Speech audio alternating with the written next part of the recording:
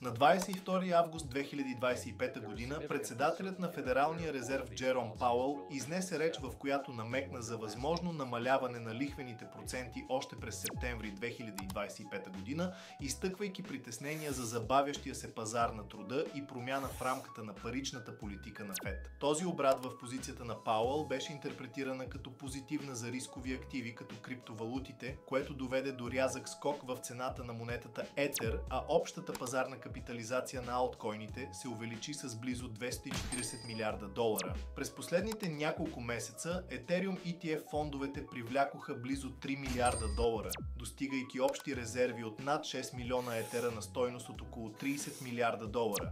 Тези фондове очакват одобрение от Комисията за ценни книжа на САЩ за стейкване, което значително ще увеличи притока на инвестиции в Етер. Публичните компании, развиващи стратегията корпоративен Ethereum резерв, са вече близо 70, като към момента общата бройка монети, добавена към балансите им, надмина 4 милиона етера на стойност почти 20 милиарда долара.